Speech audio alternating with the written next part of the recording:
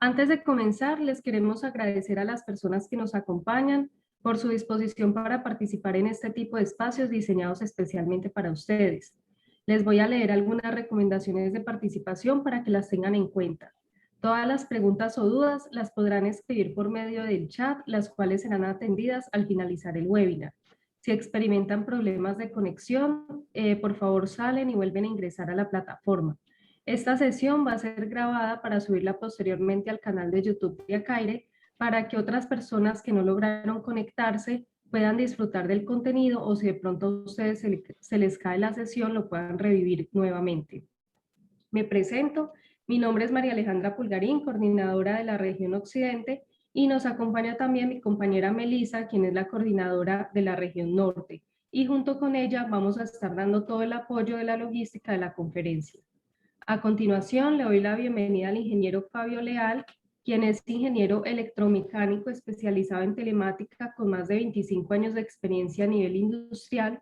Cuenta con 17 años dedicados al mercado de la refrigeración, desarrollando soluciones energéticas mediante alternativas en control, los cuales son un auge para los actuales sistemas de refrigeración más enfocados a sistemas en paralelo y donde ahora el uso de refrigerantes naturales va en aumento. Es participante activo de Acaire y conferencista a nivel latinoamericano. Ingeniero, bienvenido. Bueno, buenos días para todos. Muchas gracias a Melissa, a Acaire por esta invitación, a ustedes por la participación. En el día de hoy, pues, vamos a hablar un poco de cómo está participando la refrigeración en Sudamérica. Voy a ser un poco amplio en eso. Más que todo nos vamos a enfocar más en Colombia, lo que estamos viendo en Colombia. Y vamos a ver también qué es lo que se está en estos momentos aplicando en temas de refrigeración en CO2 para nuestra región, o sea, más que todo en Colombia, ¿ok? Voy a apagar la cámara para que de pronto no tengamos inconvenientes con caídas de pronto o problemas de video. Entonces, comenzamos. Bueno, eh, esto, pues usted sabe que la compresión de vapor en los sistemas sigue y seguirá siendo una de las principales tecnologías en el futuro. La vemos muy aplicada en la parte de refrigeración. Y hay una cosa muy interesante, que el consumo de refrigerante aumentará drásticamente eh, debido a la creciente demanda de economías emergentes, donde además vemos que el emparejamiento de sistemas y tecnologías con el refrigerante más adecuado aún sigue siendo una decisión que afecta a los usuarios finales, a nuestros clientes, donde implementamos estas soluciones durante muchos años, ¿ok? La mayoría de científicos y expertos en la parte de refrigeración señalan tres aspectos interesantes. El primero es la seguridad, que es una cosa que es muy importante en la parte de refrigerantes. Otra cosa es la asequibilidad. Y otro punto muy, muy importante en estos momentos y que implica mucho en la parte mundial es el respeto al medio ambiente. Ese es uno de los factores que hay mucho más a considerar y también de estos dos anteriores para poder construir un sistema. ¿Okay? Un equilibrio de estos factores no se puede encontrar muy fácil en un solo refrigerante. Es todavía muy difícil de equilibrarlo para todas las aplicaciones, ¿ok?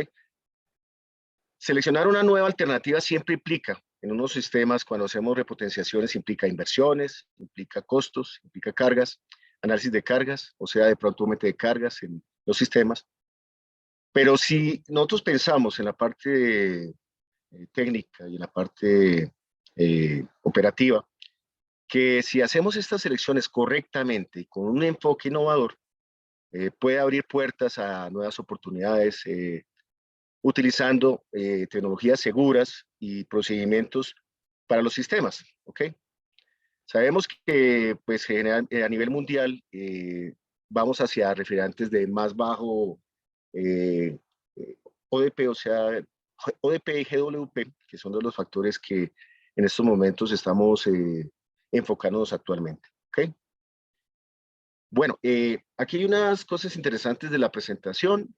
Vamos aquí a ver de cómo está implicado el mercado, cómo se ve el sistema transcrítico, aunque en estos momentos ya tenemos 36.000 sistemas en transcrítico a nivel mundial.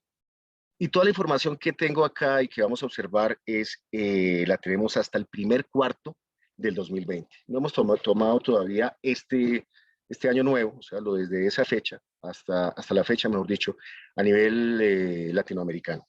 ¿Ok? Bueno, ya han pasado 200 años desde que un personaje que se llama Jacob Perkins patentó el ciclo de compresión. ¿Okay? El ciclo de compresión de vapor. Esto inició toda la historia de refrigerantes. Utiliza, como ustedes saben, el refrigerante se utiliza para transportar el calor del lado frío al lado más caliente, en un sistema de refrigeración, bomba de calor, o bueno, lo que conocemos de ahora y utilizamos mucho en climas cálidos y en climas fríos en algunos aspectos importantes como son los aires acondicionados, ¿ok? Todavía no hemos cambiado el ciclo termodinámico, sigue siendo el mismo ciclo termodinámico actual, aunque hay una cosa interesante, que los refrigerantes se han cambiado. Aquí lo vemos en la figura que estamos verificando en estos momentos. Desde 1835 estamos trabajando con refrigerantes naturales. Estos refrigerantes se podían obtener fácilmente, no había inconveniente, estaban en la naturaleza. ¿Qué estamos en los refrigerantes naturales? Estamos en el amoníaco, estamos trabajando con CO2, imagínense, el CO2 está desde ese tiempo. Otros tipos lo estamos trabajando con agua, ¿ok? Y bueno, ya sea por procesos industriales o otro tipo de procesos. En la década de los 30 fue que se hizo evidente que habían problemas críticos de seguridad que involucraban mucho los refrigerantes, incluyendo el CO2 y el amoníaco. ¿Okay? En este caso, en esa época, fue que nació por un científico que lideró su gente, una cantidad de científicos que se llama Thomas Mind. Ellos inventaron y comercializaron los refrigerantes llamados CFC, que fueron los primeros refrigerantes, que eran los clorofurocarbonados.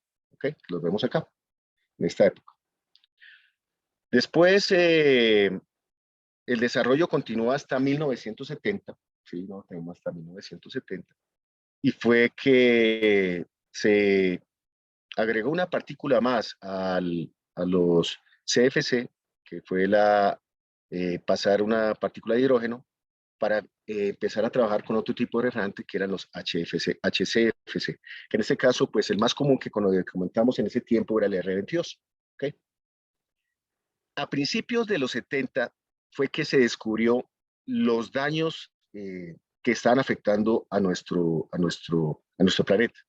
Generalmente, primero que todo, se encontró que había un agotamiento de la capa de ozono, lo que llamamos ODP, ¿ok?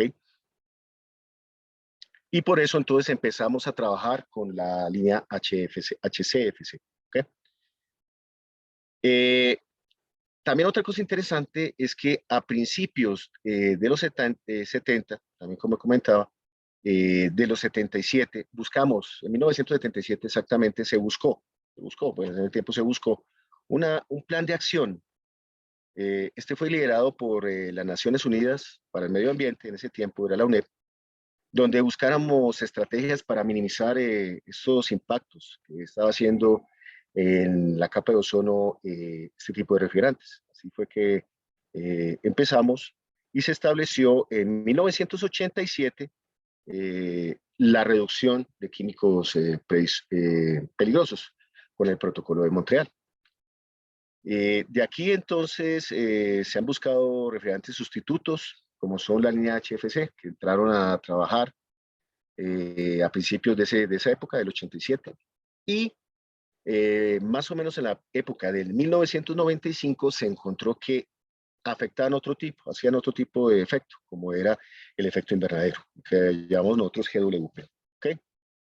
Sabemos que estos HFC tienen un ODP, en este caso de 0, pero tienen un alto o un medio, un alto según el tipo de refrigerante que estamos utilizando, GWP.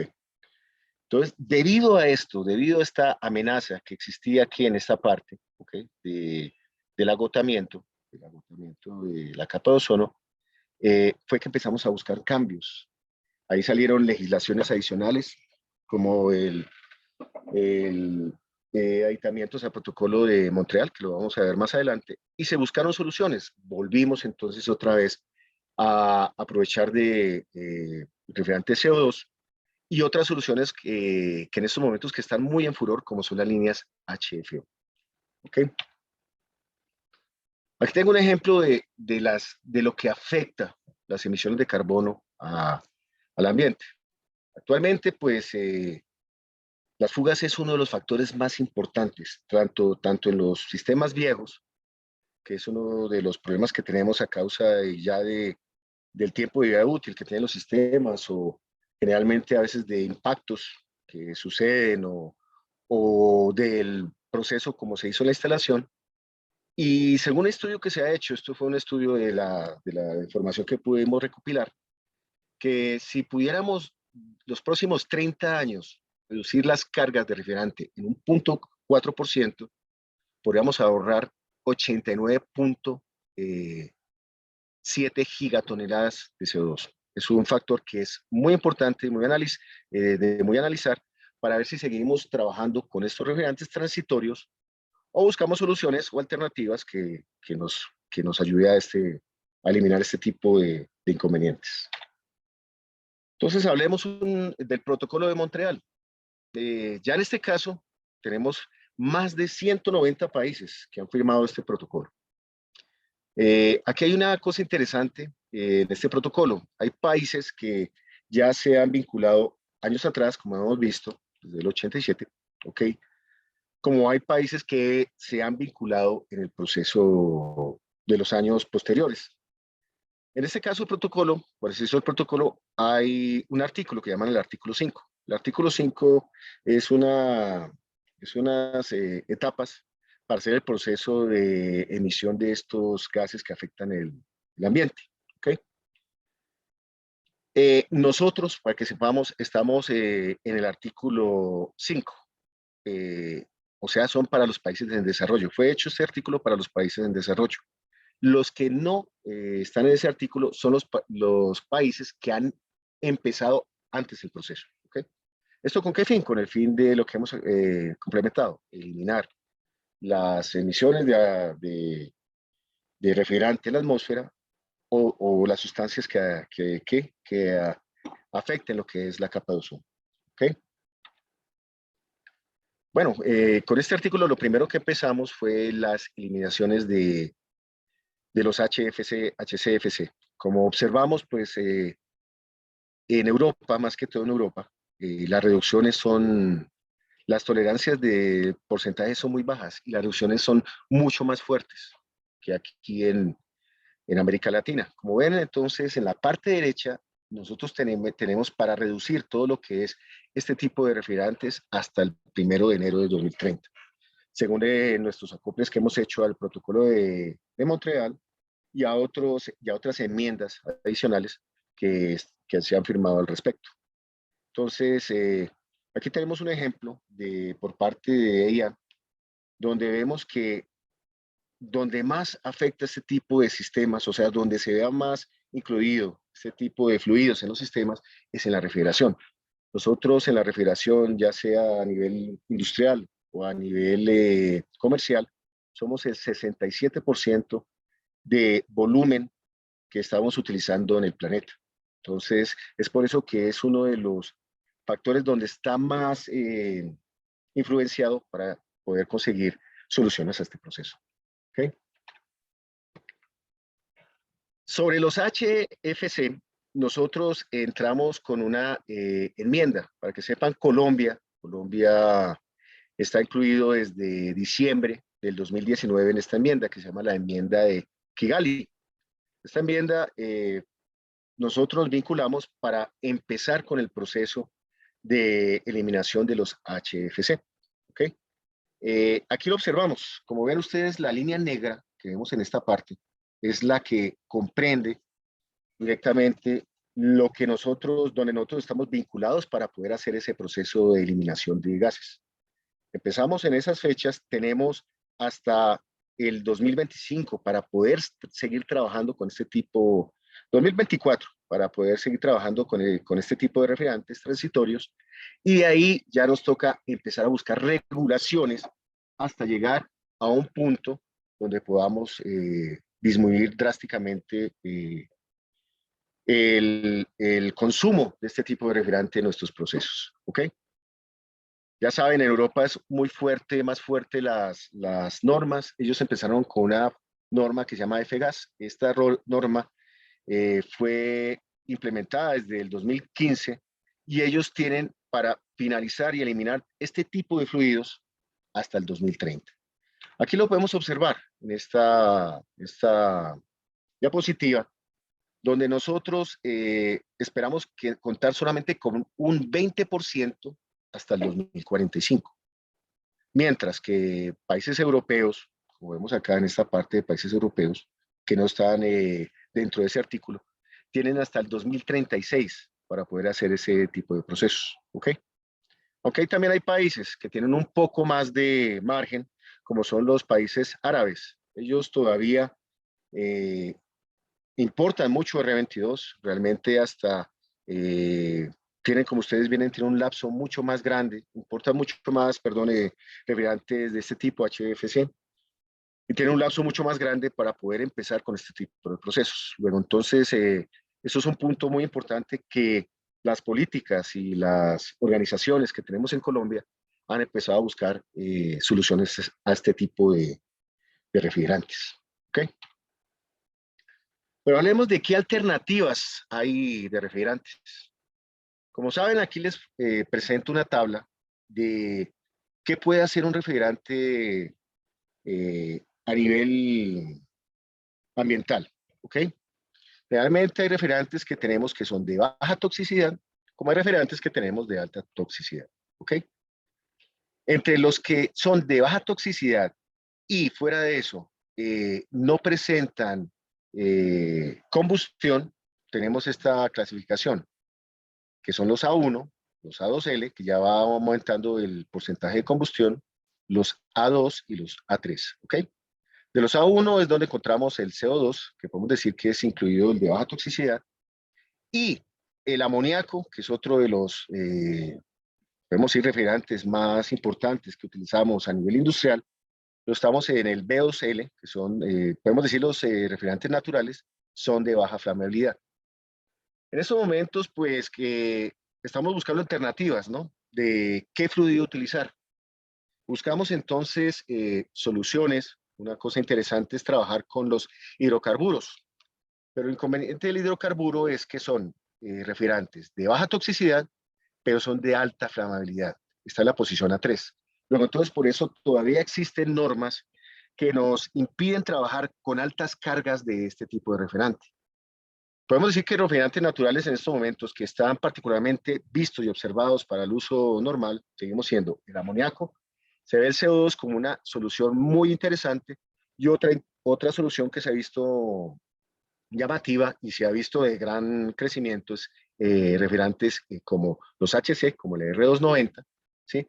Y otros que se llaman los A2L, que los vemos acá, que son los HFO. Eh, Se están buscando, un ejemplo de esos HS, de esos HFO, tenemos el refrigerante 1234ZE, que vemos acá. En esta línea que vemos aquí, vemos el alto impacto en estos momentos de GWP. Ya nos vamos mucho con ODP, porque ODP ya estamos saliendo de esa etapa, ¿no? Tenemos, como comenté, hasta el 2030. Todavía tenemos un poco más de tiempo para trabajar con lo que es los HFC. Y, como saben, pues desde 2020 estamos trabajando con los HFC para minimizar también el impacto del GWP. Y tenemos desde el 2024, ¿sí? Trabajar con refrigerantes HFC que estén por debajo de los 300 partículas por millón. Eso es muy importante tenerlo en cuenta. Entonces, se están buscando soluciones, más que todo eso está a nivel mundial, ¿ok? Y uno de esos es el que había comentado, la línea R1234, ZE. Este es un refrigerante que está cogiendo bastante impacto a nivel mundial, ¿sí? Puede ser, lo interesante es que es flamable, es una mezcla, realmente es una mezcla que tiene hidrocarburos también, y su flamabilidad está por encima de los 30 grados centígrados. Tiene una velocidad de propagación muy baja, ¿sí? La velocidad es inferior a 10 centímetros por segundo, y lo que está viéndose con este refrigerante es como una solución más para el desarrollo automotriz como reemplazo para la línea R134A. Entonces se ha visto con muy buena cara la línea de este tipo en este tipo de procesos. ¿Ok? Otro refrigerante que está llamando mucho la atención, lo que había comentado, es el R290, tiene muy baja también, tiene muy bajo impacto eh, climático, ¿ok? Pero otra, en estos momentos se está buscando alternativas para aire acondicionado, para las altas presiones. Como ven acá, vemos entonces presiones, las presiones de trabajo, baja, media y alta. Entonces estamos buscando alternativas, y una de las alternativas que se está viendo con buenos ojos a nivel mundial es el R466A. Lo interesante de este refrigerante, del R466, es que está compuesto por R32, tiene una combinación de varios refrigerantes, ¿ok? Y una molécula de yodo. Eso fue lo primero que le impactaron, esa molécula de yodo. El único punto que eso puede ser, que se utiliza mucho como supresor de inflamabilidad, porque este refrigerante tiene algunas combinaciones interesantes ¿de qué? De hidrocarburos, ¿ok? Pero hay un inconveniente, se está evaluando por parte del protocolo que entre y se incluya dentro del protocolo de Montreal para que sea minimizado por los HFC. ¿Ok? Toca esperar que esto está todavía podemos decir, en desarrollo. Esperemos este nuevo diseño, que es lo que nos está aplicando directamente para este tipo de refrigerantes. Pero aquí tenemos unas alternativas también adicionales que de pronto se están viendo en varios países como reemplazos para lo que es el R134A, para el R400 de estos transitorios, ¿ok? Lamentablemente estos transitorios todavía se ve estas líneas transitorias como es el 448, 449 o el 452 y la línea R410A, que era la que había comentado. ¿Ok? Bueno, hablemos del CO2 a nivel mundial. La imagen que ustedes están viendo aquí en la pantalla está, como les había comentado, al primer cuarto del 2020. Esta es la situación de CO2 que tenemos en el planeta. Como observan, el país que tiene más participación sigue siendo Europa. Europa es el país que tiene más participación. Eh, Norteamérica viene con un proceso muy grande también de participación, generalmente por unas normas que está aplicando California, es uno de los estados donde se está implementando más estas alternativas. Esperamos que con la nueva presidencia aumente más para todo Estados Unidos, que es uno de los que tiene mayor impacto en este proceso. China lo vemos muy bajo todavía en el proceso de utilizar CO2. Japón también es otro participante muy fuerte en la parte ambiental. Y Sudamérica vemos que está con un 6% de participación. ¿Ok? 6% de participación. En general tenemos alrededor de 35.500 instalaciones en esa fecha. ¿Ok?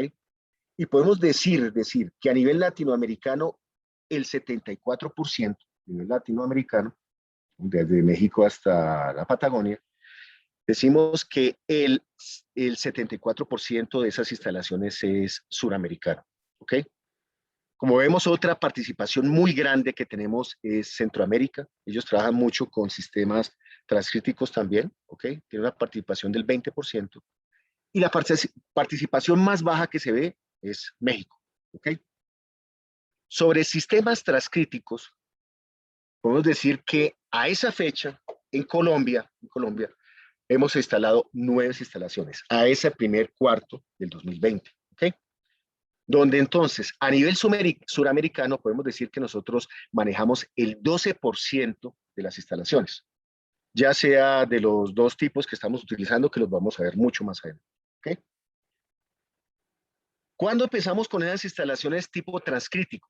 Nosotros teníamos instalaciones subcrítico a tiempo atrás, ya habían unas instalaciones hechas, precisamente arrancamos en Bogotá, pero la primera instalación en transcrítico se hizo en el año del 2017, ¿ok? Tipo booster.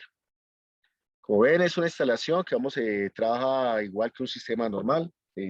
Tenemos refrigeración para media y para baja temperatura y fue instalada en Bogotá. Fue la primera instalación. Desde ahí arrancaron los procesos y la segunda instalación que podemos decir que trabajó como un distrito térmico, por decirlo así, un distrito térmico, fue en Cajicá, en la ciudad de Cajicá. Otro sistema booster que fue a finales de 2017. Esto es algo interesante porque de aquí se están buscando alternativas mediante empresas, alternativas interesantes donde podemos aprovechar al máximo toda la eficiencia energética que nos entrega ambientalmente. Utilizamos la radiación solar. ¿Cómo utilizamos este tipo de procesos donde el impacto ambiental es muy bajo? ¿Okay? A la fecha tenemos 19 proyectos adicionales en transcrítico. 19 en transcrítico tenemos adicionales. A los 9 que estábamos conversando anteriormente. Esto es muy interesante porque vemos que hay mucha gente que está interesada en mirar estos cambios. ¿Okay? Hay muchas empresas, podemos decir que hay más conocimiento de los procesos. Tenemos más experiencia, ya tenemos una experiencia, podemos decir, vinculada de 4 años. Es tanto que tenemos empresas, fabricantes nacionales que realmente han apoyado muchísimo este tipo de procesos, empresas internacionales también, ¿ok? Y podemos decir que ya hemos buscado también alternativas de hacer los sistemas directamente nacionalmente. Eso es algo muy interesante porque ya nos apoyamos de mano local para hacer y para desarrollar nuestros propios sistemas. Una cosa que realmente lo veíamos muy distante, pero vemos que entonces los procesos no nos afecta como lo estábamos pensando. No es una cosa, mejor dicho, del otro mundo por decirlo así. ¿Ok? Esta es la distribución que tenemos en Colombia, la pueden ver. En Colombia ya tenemos proyectos podemos decir, en la región andina, en la región Caribe, ya tenemos experiencia en climas cálidos, tenemos experiencia no solamente en climas fríos como tal, y lo interesante que vemos ahí en ese plan es, ahí vemos tanto sistemas subcríticos como sistemas transcríticos en total, ¿ok? Entonces podemos decir que hemos aprendido y estamos en continuo aprendizaje para este tipo de procesos. Hablemos un poco del CO2 para entender de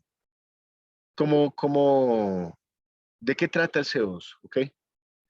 El CO2 tiene unas características interesantes. El CO2 tiene un coeficiente de la dilatación térmica muy alto. Esto lo hace que con una poca cantidad de CO2 tengamos una gran extracción del calor. Pero tiene unas características que nos impiden de pronto trabajarlo como cualquier tipo de refrigerante o como cualquier tipo de proceso, según la temperatura ambiente en la que estemos. Generalmente aquí lo vemos. Todos los refrigerantes tienen dos puntos interesantes, que son el punto triplo, que es donde se encuentran los 3 estados, sólido, líquido y vapor, y el punto crítico, que el punto crítico es donde se encuentra el líquido y vapor, pero pasamos a otra fase, podemos decir, o a otro estado adicional, que se llama la fase supercrítica. Generalmente los refrigerantes que trabajamos, este punto crítico es muy alto y este punto triplo es muy bajo. Por ejemplo, en el R22, voy a hablar a un ejemplo del R22, el punto crítico está por encima de los 120, 130 grados. Entonces, en ese caso, podemos decir que nunca vamos a llegar a ese punto crítico, porque la temperatura ambiente que nosotros manejamos, aunque subimos un poco por las emisiones de CO2 que hemos hecho en el ambiente, podemos decir que la temperatura más alta podemos conseguir 50, 55 grados. Este es un inconveniente que tiene, por ejemplo, el CO2, que su punto crítico es de 31 grados centígrados. ¿Ok? Aquí tenemos unos ejemplos. El propano, por eso es un refrigerante muy interesante, porque su punto crítico es de 96.7 grados centígrados. Entonces todavía es un refrigerante que lo podemos aprovechar bastante en un estado subcrítico. Es lo que llamamos estado subcrítico. Generalmente con este tipo de fluidos trabajamos con un estado subcrítico. Y lo hemos trabajado en todas las épocas, lo que es el amoníaco, lo que es los refrigerantes HCFC, los CFC en su momento y los HFC. ¿Okay? Y en este momento los HFO también. Entonces, ese es un factor que lo hace difícil de controlar. ¿Ok? Y el segundo factor que lo hace difícil de controlar es su presión. Como vemos, el punto crítico, al llegar a ese punto crítico, la presión es de 73.6 bar. Estamos por las 1000 PSI para llegar a ese punto crítico. O sea, primero que todo, la temperatura es muy baja y la presión es muy alta. Muy diferente a lo que manejamos al punto crítico del propano. Como lo vemos, el propano estamos trabajando con 96.7 grados y su punto y su presión es de 42.4 bar, lo que nos dice que estamos aproximadamente trabajando a 17 PSI, perdón, un valor que no vamos a llegar. No vamos a llegar a ese valor porque, como comenté, la temperatura de ambiente no lo da. Entonces, eso es un factor, nos hace pensar en instalaciones más robustas que soporten esa presión. ¿Ok? ¿Listo? Y después nos toca pensar cómo solucionar inconvenientes donde la temperatura ambiente se suba por los 31 grados centígrados. Ese es otro factor que hay que tener en cuenta. ¿Ok? Bueno, estas son unas características de cómo se comporta el CO2 en el aceite. Saben que el aceite es un factor muy, muy importante en los sistemas, generalmente en los sistemas transcríticos y en algunos sistemas subcríticos donde necesitamos compresión por necesidad de la lubricación.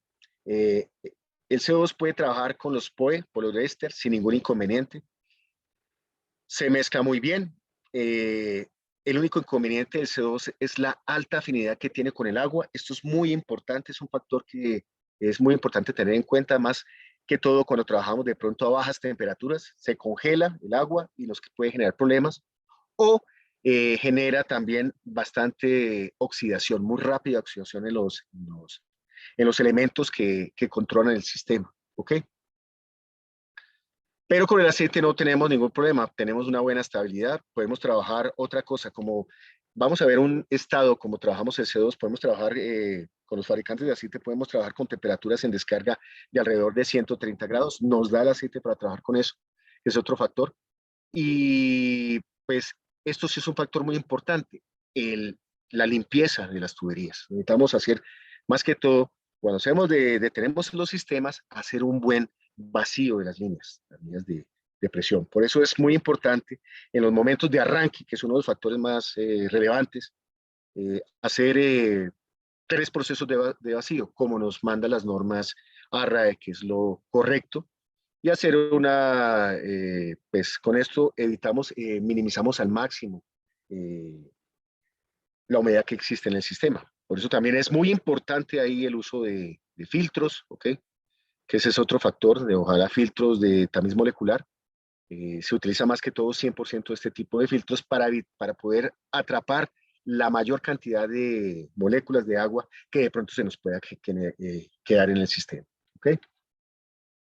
Otra particularidad interesante que tiene el CO2 es que debido a ese coeficiente de dilatación térmica tan alto, entonces él requiere tuberías de menor diámetro. Esto lo hace interesante. Luego, entonces, en líneas de succión podemos ver que podemos hacer las líneas el diámetro de las líneas de succión puede minimizarse hasta 2.5 veces el diámetro de una línea con otro tipo de refrigerante, como amoníaco, como R134A. Luego, entonces, al hacerla más pequeña, las instalaciones se hacen mucho más interesantes. más pequeñas, más interesantes. Lo único que hay que tener en cuenta, trabajamos con mayor presión, luego entonces el espesor de las paredes de las tuberías tiene que ser mucho mayor, ¿ok? Podemos utilizar tuberías de cobre, esto trata de minimizar el impacto económico, que es uno de los factores que influyen en esa parte, o podemos utilizar tuberías en acero. Realmente es algo que también se puede realizar, ¿ok? Otra cosa interesante de esto es que en las líneas de succión de CO2 podemos tener caídas de presión hasta 10 veces mayor que las, digamos, en amoníaco R134A. Eso lo hace también muy interesante. Tras de que las caídas de presión en las tuberías de estos dos refrigerantes anteriores, eh, una caída relevante de 2, 3 PSI, 4 PSI, eh, afectan realmente el trabajo del sistema. Unas caídas de presión de, podemos decir, de 15 libras, no nos puede influir, no nos influye en el trabajo de un sistema de CO2. ¿Okay? Es otra cosa muy interesante que tiene este tipo de fluidos. ¿Okay? Como cuento, la miscibilidad que tiene con el aceite es muy, muy interesante, lo que hace que podamos llevar el aceite. Como saben ustedes, también el proceso del aceite es algo importante en el sistema para asegurar que el aceite llegue sin ningún problema al compresor. ¿Ok? Eh, debido a este coeficiente de dilatación térmica que tiene tan alto, hace que los sistemas sean más pequeños. Entonces, generalmente, si necesitamos hacer el sistema más pequeño, el compresor, esto se basa, ¿por qué? Porque necesitamos menos de relación de compresión. Entonces, si en el caso de R22 necesitábamos, un ejemplo, al R22, que no lo coloqué acá, al HFC, es que necesitamos una relación de compresión 2.5 veces menor, lo que hace que los compresores se vean mucho más pequeños. No hay que diferenciar relación de compresión con potencia. La potencia que necesitamos de pronto para mover ese flujo sí va a ser muy similar a una potencia que estemos trabajando con un sistema de HFC. Lo único que lo hace interesante es que debido a esa característica que tiene el refrigerante, entonces hace que podamos hacer implementos más pequeños, los compresores, el evaporador, el condensador. En ese caso, si estamos trabajando en un sistema subcrítico, lo hace mucho más pequeño. Entonces, es una característica que hace interesante para los procesos de instalación. ¿Ok? Y esto ocupa entonces menor espacio en la construcción de los sistemas de refrigeración que necesitemos desarrollar. ¿Ok? Como comenté, el refrigerante tiene una alta solubilidad en el agua, si vemos. Luego, entonces, es un factor que si no la complementamos bien con respecto a otros refrigerantes, entonces nos genera ácidos que pueden afectar lo que es también, olvidé comentar y comento ahí por encima, lo que es el aceite, ¿sí? Que es una de las cosas relevantes, y genera también taponamientos en algunos de los implementos que tiene directamente el sistema de refrigeración. ¿Okay? Como comenté entonces, hay dos tipos de sistemas. Hay sistemas en CO2 que podemos trabajar a nivel subcrítico, como también lo podemos ver trabajar a nivel transcrítico. ¿Ok? Las dos opciones se ven en el mercado, las tenemos en el mercado nacional. En estos momentos, pues el nivel subcrítico lo vamos a ver en estas siguientes imágenes. Es la primera eh, necesidad que sacamos. Interesante, ¿por qué? Porque lo que hacemos con subcrítico y el CO2 se ha visto un mejor rendimiento en sistemas de baja temperatura. Luego, entonces, a nivel industrial se está aplicando mucho en un sistema en cascada. ¿Qué utilizamos a nivel industrial? Utilizamos el CO2, ¿sí? Como sistema de baja y utilizamos el amoníaco o otro refrigerante transitorio, también puede ser, o puede ser otro refrigerante natural, puede ser como el R290 que se ha visto a gran escala, ya en una parte donde no tengamos esos impactos que podemos tener. Se está viendo como una alternativa, donde podamos no tener esos inconvenientes de cerramiento, que es uno de los factores que hace el tipo de refrigerante, ¿ok? Para que podamos tener soluciones interesantes en este tipo de diseños. Entonces, aquí vemos unas características, un ejemplo, tenemos el CO2, lo vamos a ver más adelante, con R717, R de amoníaco. Vemos que la eficiencia, no tenemos ningún inconveniente en climas cálidos, que es uno de los factores más relevantes que tiene el CO2 cuando trabajamos en climas cálidos. Eh, lo interesante es que baja la cantidad de CO2 que tenemos en el sistema, ¿ok? Bueno, utilizamos muy poco CO2 eh, y podemos, como había comentado, utilizar con cualquier refrigerante transitorio, ¿ok? Pero vamos cómo es el proceso de funcionamiento de este tipo. Aquí vemos una instalación bueno, vemos el diagrama de Molière, un diagrama de entalpía compresión del CO2. Y a la parte derecha vemos el diagrama con R134, o sea, con el refrigerante transitorio que vamos a trabajarlo como cascada. Entonces, en este caso tenemos dos presiones, que vamos a trabajarlo o sea, tenemos un sistema común. Tenemos nuestra presión de condensación y tenemos nuestra presión de evaporación, ¿ok? Luego entonces tenemos el condensador, todos conocemos el proceso, nuestra válvula de expansión electrónica, ya sea si lo vamos a utilizar en este caso expansión directa o inundado, lo podemos utilizar de los dos tipos de procesos, ¿ok? Tenemos el evaporador, ¿ok? Y tenemos su proceso de compresión. Entonces, como ven, la descarga va directamente al condensador. Pero, ¿qué hace que se mantenga la temperatura del condensador?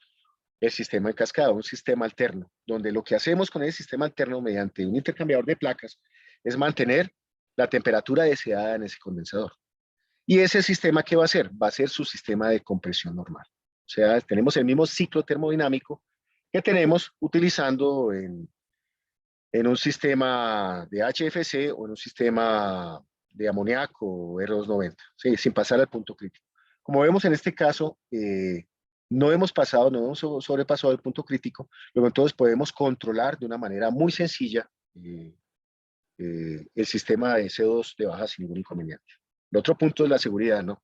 Tenemos que tener las alternativas de seguridad necesarias porque como tenemos ese efecto del CO2, eh, cualquier atrapamiento que tengamos en fase líquida del CO2 puede vincularnos en que debido a ese coeficiente de dilatación se expanda rápidamente y tengamos una sobrepresión. Pero entonces es importante tener nuestros sistemas de seguridad necesarios para el sistema. ¿Okay? ¿Qué es lo interesante de esto? Que es eficiente en todos los climas. ¿Okay? Lo podemos combinar, lo que había comentado, con cualquier refrigerante. ¿Por qué digo que se puede combinar con sistemas de hidrocarburos? Porque generalmente las centrales quedan en una sala de máquinas al aire libre o a la intemperie. Entonces nos da la facilidad de que como está arriba el intercambiador de placas y todo el proceso de compresión, entonces no vamos a tener ningún inconveniente en el control del fluido que necesitemos en los hidrocarburos, siempre y cuando utilicemos también los protocolos de seguridad adecuados y las instalaciones adecuadas. ¿Okay? Es una instalación que realmente reduce mucho los costos de instalación, ¿okay? Más que todo de cobre, de aislamientos. ¿Okay? Y pues aquí hay un punto interesante, que podemos reducir del 70 al 90% la potencia del bombeo, en comparación a otra alternativa que utilizamos mucho como es el propenglicol. Entonces, trabajando con propenglicol, ya que lo trabajamos con alternativas a media temperatura, puede ser una gran opción, o sea, podemos decir temperaturas que estemos buscando de menos 10 o menos 8 grados centígrados en el producto, puede utilizarse y tenemos una eficiencia energética adicional. Claro, está utilizando una bomba, un variador de frecuencia. ¿Ok? Trabaja igual que un sistema normal, luego entonces tiene una gran facilidad de servicio. Eso lo hace muy llamativo. ¿Okay? De estas instalaciones, como comenté, se empezó en el mercado colombiano. Tenemos alrededor de un buen número de instalaciones, puedo decir que 4 a 5 instalaciones a nivel industrial y comercial. ¿Okay? Y generalmente las instalaciones también tienen combinación de propenglicol, o sea, tienen la estación de amoníaco o la estación de HFC, y tienen otro intercambio adicional que tienen propilenglicol para utilizarlo como media temperatura. Es una opción también. ¿Ok? Este es el otro proceso que tenemos ya de transcrítico, que es la NiaCO2 Buster. Cuando ya pasamos del punto crítico, ¿sí?, del refrigerante, tenemos que buscar opciones que nos controlen más que todo el funcionamiento del sistema. Esta fue la primera opción que hubo en el sistema de controlar CO2 transcrítico. Como ven, ya hay más de 16.000. Bueno, ahí tengo un dato un poquito más ya antiguo, hasta finales de 2019, de estos sistemas en el mercado a nivel mundial. Y su control es muy interesante. Aquí ya pasamos, al pasar del punto crítico del sistema y pasar al punto transcrítico, ya el condensador ya se convierte en un enfriador de gas. Eso lo voy a explicar más adelante el por qué. ¿Por qué? En este caso, para poder controlar un sistema transcrítico, necesitamos controlar ya no 3 variables. Realmente en un sistema subcrítico controlábamos las 2 presiones que manejábamos de pronto de temperaturas, presión de baja y presión de media, y la presión de alta, que era la presión de condensación. ¿Okay? Como pasamos el punto crítico, ya tenemos que controlar 4 presiones, en este caso, que es la presión de alta o la presión del gas cooler, ¿cierto? Tenemos la otra presión que tenemos que controlar ahora adicional, que se llama la presión de recipiente o la presión de la botella de líquido. Y junto a ellas tenemos las 2 presiones que hay que controlar, que es la presión de media y la presión de baja. ¿Okay? Cuando salimos de este punto crítico, pues generalmente al trabajar debajo de él, podemos decir que tenemos control entre la presión y la temperatura del gas cuando hay un cambio de estado. O sea, en el caso de que estuviéramos trabajando en un sistema subcrítico, al existir un cambio de estado, tendríamos una presión y una temperatura estable. Esto lo podemos ver, digamos, con una olla hirviendo de agua. Agua empieza a subir su temperatura y cuando llega a la temperatura de ebullición, que el agua es a 100 grados, digamos que a nivel, bueno, es sabemos que según la altura cambia, pero tomemos como base 100 grados centígrados, empieza a haber una ebullición. Y al existir una ebullición, su presión y su temperatura se mantienen estables. Entonces, al pasar el punto transcrítico, la presión y la temperatura ya no son estables, ya son 2 variables completamente independientes. Luego, entonces, tenemos que controlar las variables de una manera o de 2 formas, de 2 maneras diferentes. Entonces, la manera de controlar la presión la hacemos a través de una valvulita que se coloca directamente a la salida del gas cooler, en este caso. El gas cooler es una válvula que llamamos nosotros válvula de alta presión. ¿Qué hace esa válvula de alta presión? La válvula de alta presión lo que hace es generarme una caída de presión. ¿Ok?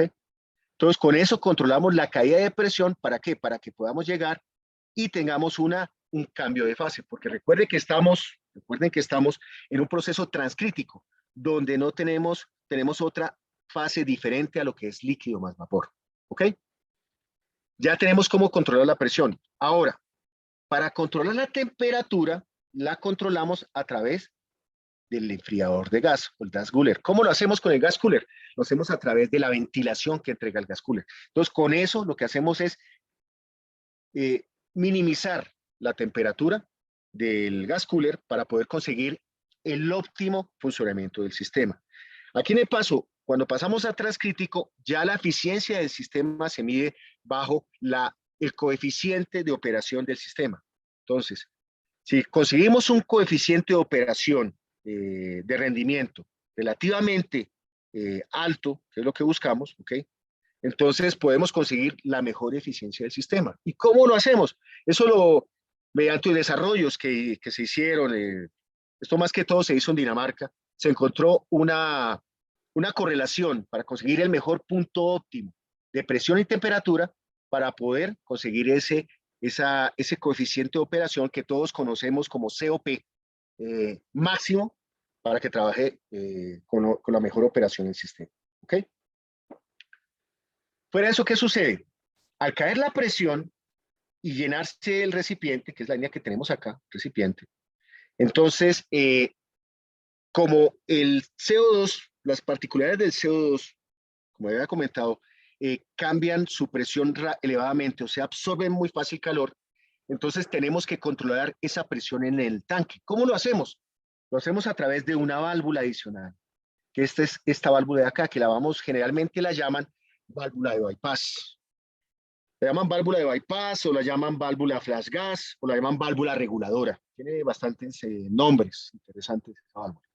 Con esa válvula, ¿qué hacemos? Entonces, controlar esa presión del recipiente. Entonces, a medida que se sube la presión del recipiente, para poderla controlar, la manera de controlarla es abriendo esta válvula y dándole paso de ese fluido, o sea, de flujo másico que tenemos de pronto de alta presión en el recipiente, a los compresores de media. Como ven, aquí están compresores de baja, compresores de media, el gas cooler, válvula de alta, válvula de bypass, recibidor y los evaporadores de media y baja. ¿Ok? Esa es la forma de controlar. Entonces, ¿qué tenemos acá que controlar? Podemos decir, un flujo parásito que existe en el recibidor de líquido. Obligatoriamente tenemos que controlarlo. ¿Por qué? Porque nosotros necesitamos líquido para poder alimentar los sistemas que queremos refrigerar. Sin líquido no lo podemos hacer. ¿Ok? Esa es la opción que tenemos. Tenemos que controlar ese flujo. Entonces, ¿cómo lo controlamos? Lo controlamos a través de la válvula de bypass y la válvula de alta lo que se encarga entonces de hacer una caída de presión. ¿Para qué? Para que haya un cambio de estado. Un cambio de estado. ¿Ok? Perfecto. Entonces, esta válvula lo que hace es abrir, como vemos aquí, abre, y realmente le manda carga a los compresores de media para que hagan su compresión. Luego, entonces, ya el líquido que queda en el recipiente van a los usuarios, ya sea en media, ya conocemos esto es un ciclo de refrigeración normal, que vemos acá, ¿sí? Y hace su proceso de compresión, que lo vemos aquí, en esta línea de acá, es su proceso de compresión. Aquí pasa al enfriamiento que hace el gas cooler. En este caso estamos eliminando el calor para conseguir la temperatura deseada a través del enfriador de gas. ¿Ok? ¿Listo? Y después hace críticamente su caída de presión. Esto es muy importante tener en cuenta. Esta relación de compresión era otro factor que antiguamente nos generaba conflicto en el trabajo para sistemas transcríticos. Hoy en día ya no lo es.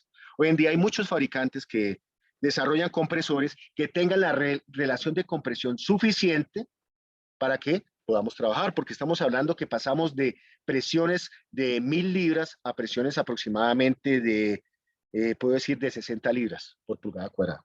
Entonces, como ven, la relación de compresión es demasiado alta. Entonces, el compresor, fuera de eso, que es muy pequeño, sabemos que la eficiencia volumétrica del compresor es muy pequeño, su relación de compresión es relativamente alta. ¿Okay? Entonces, son compresores robustos, en ese caso también, para que soporten esas altas presiones. ¿Okay? Y por último vemos el sistema de baja, que ya lo conocemos como un sistema normal. Entonces, ¿por qué lo llamamos booster sistema?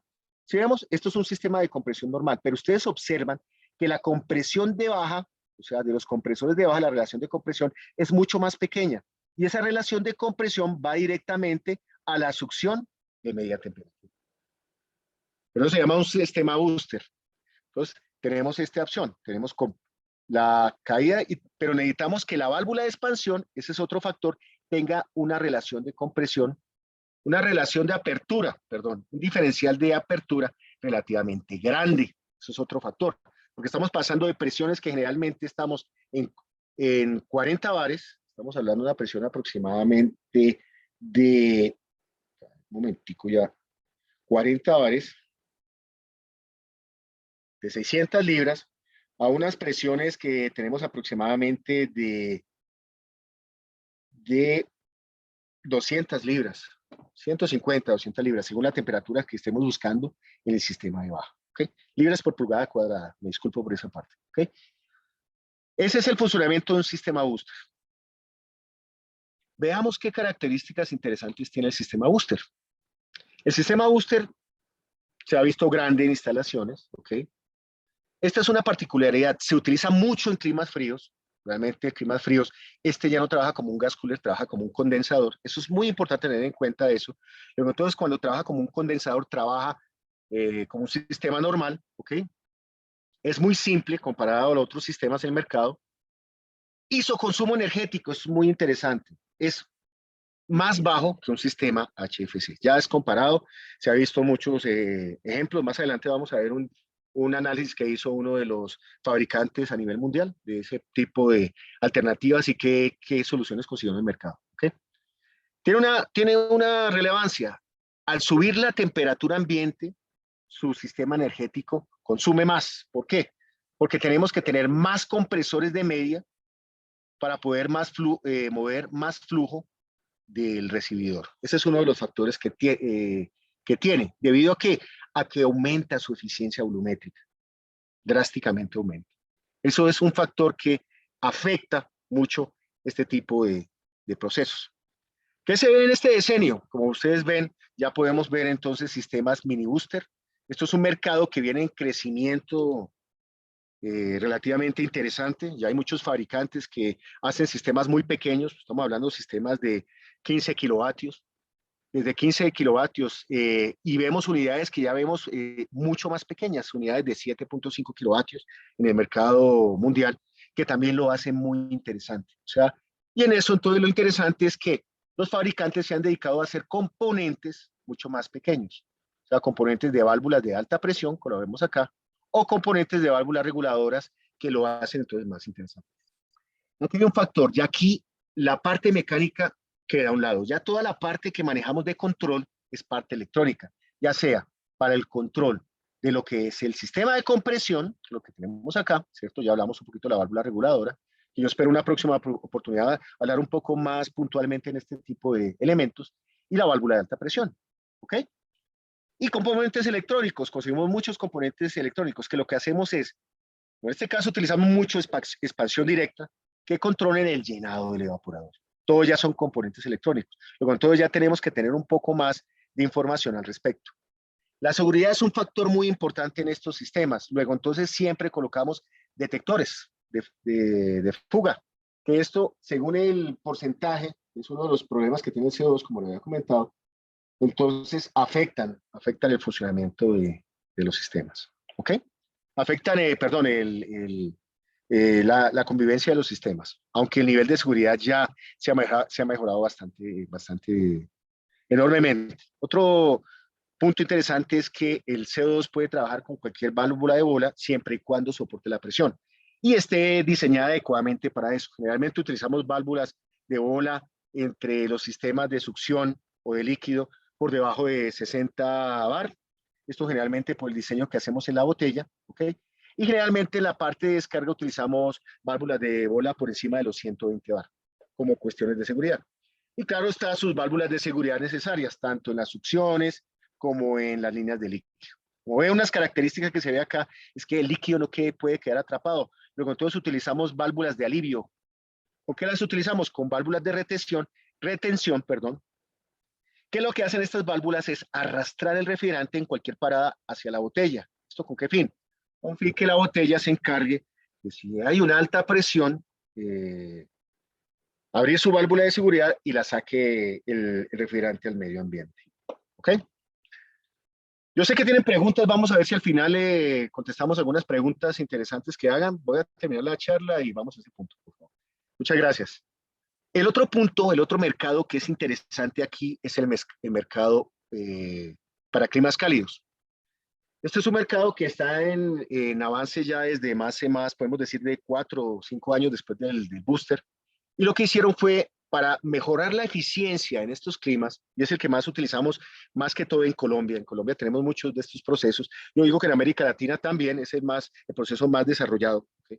¿Listo? Es el de compresor en paralelo. ¿Qué hacemos en compresor en paralelo? Lo que hacemos es, en vez de mandar toda la carga hacia los compresores de media, colocamos un compresor anterior a esos compresores y a la válvula reguladora o válvula de bypass. ¿Para qué?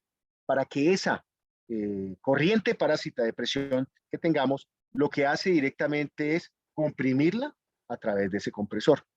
¿Con esto qué conseguimos? Conseguimos trabajar con una relación de compresión mucho más pequeña. Y al trabajar con una relación de compresión mucho más pequeña, pues tenemos un ahorro energético adicional. ¿Ok? De resto, todo el sistema es muy similar. Vemos, es muy similar. Tenemos compresores de baja, compresores de media, el gas cooler en este caso, si es en el caso que está trabajando como enfriador de gas, la válvula de alta, la botella de líquido y en general todo lo que tenemos en sistema de expansión directa para lo de media y para lo de baja. Y como comenté, entonces agregamos este compresor antes de la válvula regulante. ¿Okay? Veamos qué es lo que hace en el sistema. Como saben, entonces, lo que tenemos que controlar es 4 presiones. ¿Okay? La presión de alta, la presión de recibidor, la presión de media y la presión de baja. ¿Okay? Hacemos el mismo proceso que estamos haciendo la caída de presión, que es lo que controla cuando ya estamos en proceso transcrítico. ¿Okay? Controlamos la presión mediante la válvula de alta. ¿Okay? Controlamos la presión del recibidor a través de la válvula de bypass, ¿ok? Si es en el caso que no lo necesitemos en el momento, tenemos el proceso de refrigeración igual, líquido que se envía directamente a los evaporadores de media, hace su compresión de media, ¿sí vemos? Hace su enfriamiento de gas, el gas cooler, ¿ok? Y hace todo el proceso normal. Pero entonces aquí lo que agregamos esta pequeña compresión. ¿Esto para qué? Para minimizar esta relación de compresión. Luego, entonces ya tenemos solo trabajando esta relación de compresión con estos compresores. ¿Ok? Aquí hay algo interesante para que funcione esa válvula. Generalmente, el trabajo de esa válvula se hace por 3 variables. La primera variable que lo hace es un grado de apertura mínima que se le coloca a esta válvula de reguladora. Si cumple el sistema, o sea, si se sube la presión en el recibidor y cumple esa, esa apertura mínima que se colocó en la válvula, automáticamente va a tomar en cuenta trabajar la relación de compresión intermedia que llamamos o compresión en paralelo. ¿Ok? ¿Listo? Ese es el primer factor. El segundo factor es un retardo que le damos a esa relación de compresión. ¿Para qué? Para que el sistema se adecue y si no lo ve necesario, vuelva y cierre otra vez la válvula. O sea, puede actuar la compresión de media para poder mantener la presión del recibidor. Como ven ustedes, todo aquí se centraliza en la presión del recibidor. ¿Ok? Listo. Y el tercer factor que es crítico es si el sistema en algún momento, el enfriador de gas, baja más la temperatura deseada en el gas cooler. ¿Esto qué va a suceder? Si se baja más la temperatura deseada del punto óptimo del COP que estamos buscando, lo que va a suceder es que vamos a tener más líquido en el recibidor. Y al obtener más líquido en el recibidor, obligatoriamente vamos a tener un cambio de estado mucho más drástico en el recibidor, lo que nos implica a que el compresor de media trabaje mucho más. Es por eso que entonces ese punto es crítico también en el trabajo de la relación intermedia de compresión o el trabajo de la compresión intermedia. ¿Ok? De resto, el sistema es muy similar, lo que hemos hablado, la compresión de baja, y el sistema booster que vemos que directamente que lo hace el compresor de baja, que hace su descarga, ¿a dónde? A la compresión de media temperatura. ¿Ok? ¿Qué tiene interesante esto? Que realmente es el que se ve, es un factor que se ve interesante, ya sea en el mercado. Podemos decir que muestra un dato energético interesante frente a las soluciones con HFC, ¿ok? Permite compresores con una pequeña diferencia de requerimientos, esa es otra cosa. Y otra cosa interesante es que la podemos integrar a soluciones con aire acondicionado. Luego, entonces, podemos integrar esta solución para que la compresión de media pueda trabajar con la compresión de aire acondicionado, ¿sí? Sin ningún inconveniente. ¿Qué contras tiene de pronto? El contra más difícil es que es mucho más complejo. Luego, entonces, nos toca entender un poco más el principio de cómo trabaja una compresión en paralelo. Aquí lo vemos. Entonces, vemos todo el principio que estamos explicando. La válvula de bypass, la válvula de alta, ¿sí vemos? Si se sube mucho la presión y pasa el porcentaje de apertura que ajustamos en esta válvula, va a empezar a trabajar la compresión intermedia sobre esa presión que estamos buscando y va a ser su proceso normal de enfriamiento y caída de presión para obtener el líquido necesario que necesitamos para nuestro proceso de refrigeración. ¿Ok? Bueno, la otra solución que está fuerte y que realmente pues está muy vinculada más que esta solución se ve más en Brasil. Brasil es una de los países que se han dedicado más en el tiempo es utilizar la solución Ejector. ¿Qué hace la solución eyector? Como vemos entonces, en vez de utilizar una válvula de alta, utilizamos este elemento, este pequeño elemento. ¿Qué hace este elemento? Este elemento lo que hace es recibir fluidos, tanto de la presión de alta como la presión de media, si la vemos acá. Entonces, recibe estos dos fluidos y con esos dos fluidos hay un intercambio, bueno, pasa de esa fase transcrítica a un intercambio que tengamos líquido. Entonces, lo interesante es que aquí genera, en este elemento, genera energías tanto cinéticas y potenciales. Y con esta solución, lo que hace es eliminarle, eliminarle potencia a los compresores de media. Puede eliminarle hasta un 35% de potencia, o mucho más. Entonces, al eliminarle potencia a los sistemas de media, pues vamos a tener menor compresión en los sistemas de media. Eso es lo que se busca con una solución eyector. Entonces, la solución eyector lo que hace es recibir esa información y lo que hace es, con eso, hacer los procesos para conseguir líquido y poder alimentar los usuarios tanto de media como de baja temperatura. ¿Okay? Entonces, lo hace interesante. Aquí podemos ver una cosa interesante que podemos conseguir hasta un 17%. Bueno, puede ser mucho más, según, entre más, esto es algo interesante, entre más suba la temperatura ambiente, más podemos conseguir con un sistema booster. Luego, entonces, el sistema, un sistema multiyector. Luego, entonces, lo hace muy interesante en ambientes cálidos. En ambientes cálidos es una solución que lo hace viable y llamativa en este tipo de procesos. ¿Ok? Aquí vemos entonces el proceso. Tenemos las 4 presiones. ¿Ok? Pues en otra clase lo podemos ver más a fondo cómo funciona el eyector. Tenemos la presión de alta, ¿cierto? La presión de alta, la presión de recibidor, la presión de media y la presión de baja. Aquí tenemos la caída de presión del multi-eyector, ¿sí vemos? Entonces sabemos que pues para mantener la presión del recipiente necesitamos la válvula, los compresores de media, los compresores de la etapa intermedia o la válvula de bypass, según si lo necesitamos, ¿cierto? La válvula de flash. Aquí tenemos el proceso general del sistema de compresión para media, ¿sí vemos? Tenemos la compresión de media temperatura y el enfriamiento del gas. Entonces vemos este proceso. Este ya lo conocemos muy bien, esto es un proceso normal. Y tenemos el proceso para mantener la presión del recibidor, utilizar tanto la etapa intermedia como, si es necesario, miraríamos si utilizamos la válvula de flash gas. Esto como seguridad, ¿no? Lo que hace el multiyector entonces es, aquí vemos la compresión intermedia, es sí, esto es lo interesante de acá, el multiyector lo que hace sí, podemos sacar un porcentaje, si vemos un porcentaje que lo vemos acá, de la presión que estamos entregando a la compresión de media, se va directamente a este elemento, y este elemento lo que hace es enviar esa presión al eyector, ¿para qué? Para que haya ese intercambio de calor y mantenga, y pase ese fluido, esa masa, la pase directamente al recibidor. Entonces, como había comentado, lo que hacemos es eliminar directamente esa carga directamente a los compresores de media. ¿Listo? El proceso de baja sigue siendo igual, sigue haciendo su proceso booster, la compresión directamente del compresor de baja, y eso es básicamente todo el proceso que hace un sistema multiyector. ¿Ok?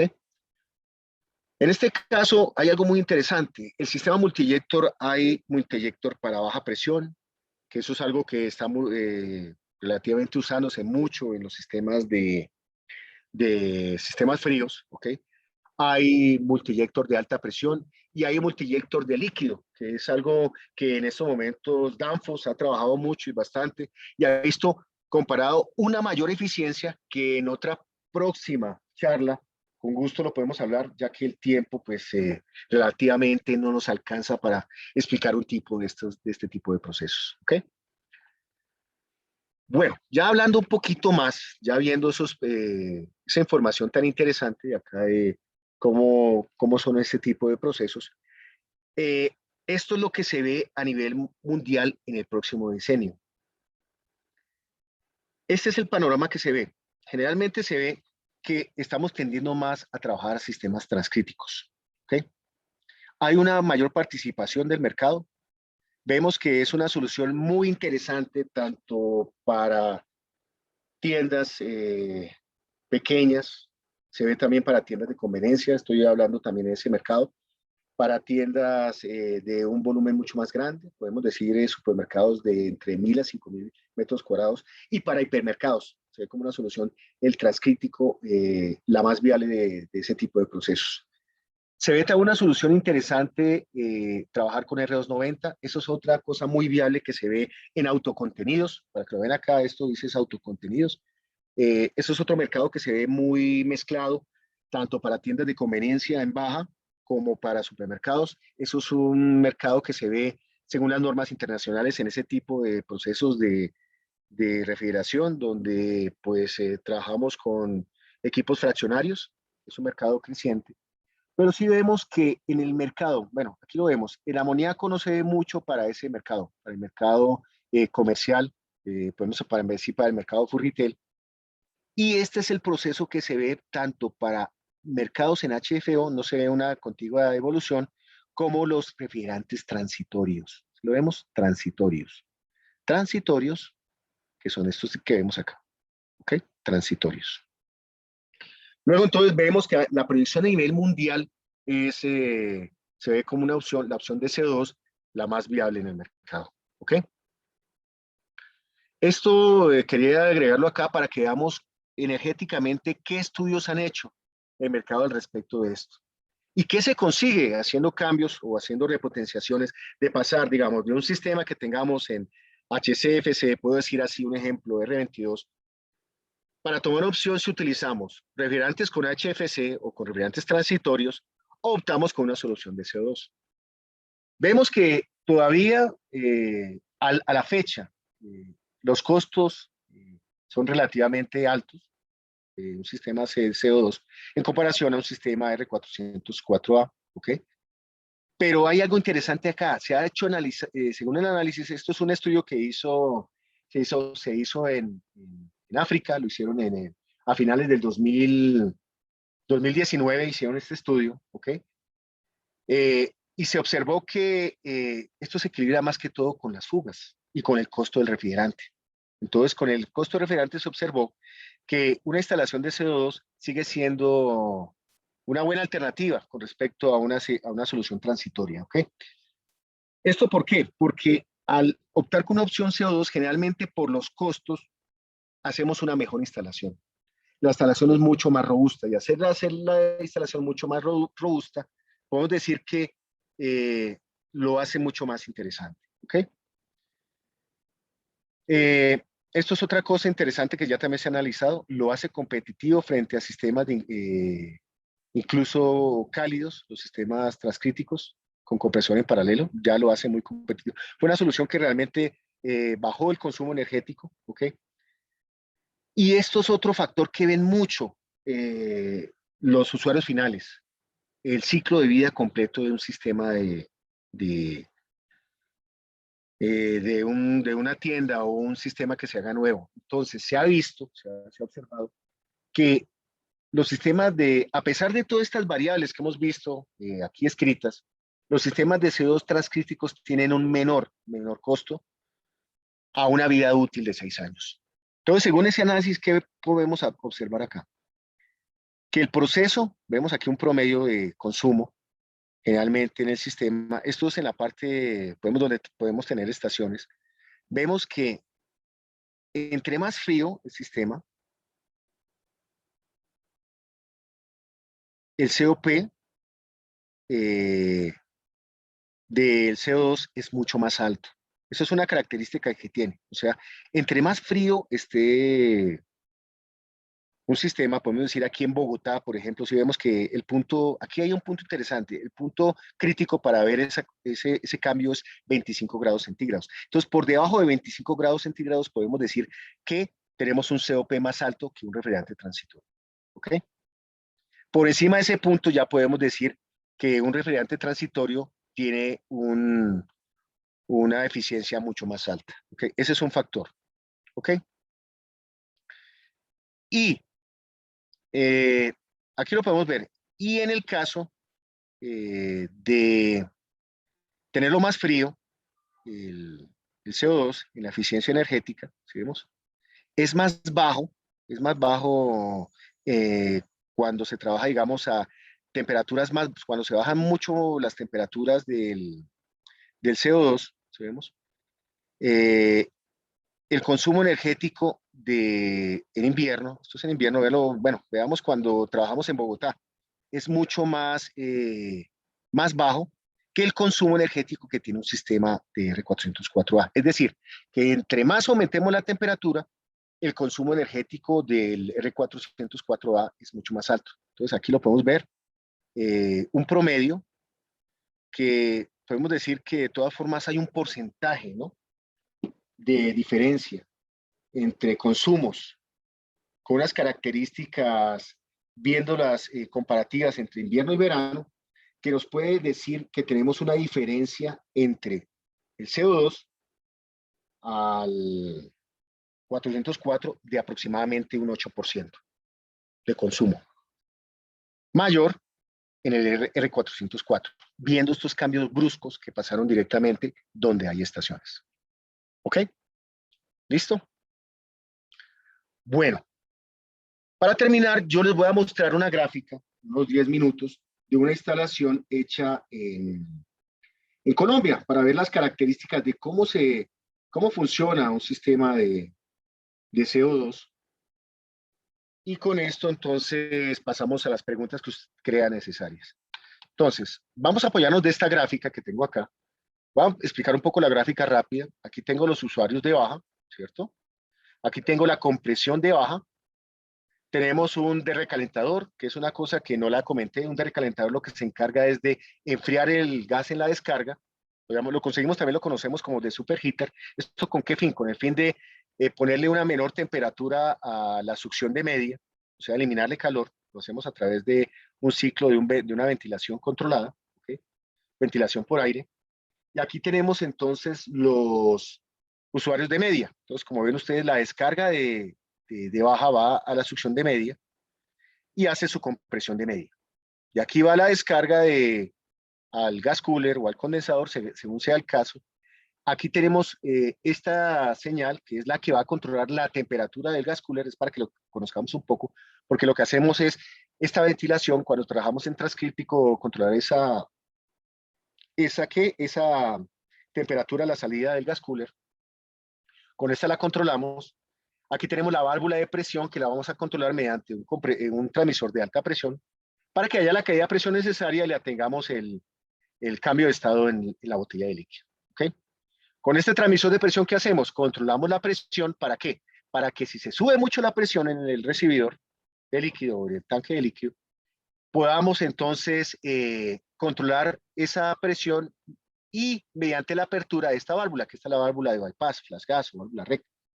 Y entonces esa presión la enviemos a los compresores de media o, según el caso de lo que habíamos conversado, van de todo a la compresión intermedia. Como observan, la compresión intermedia va directamente a la línea de descarga. Entonces, ¿cuáles son variables acá son interesantes? Conocer la presión, las cuatro presiones que le había comentado. La presión de media, la presión de baja, la presión en el recibidor, ¿cierto? Y la presión de descarga, que es esta que tenemos acá.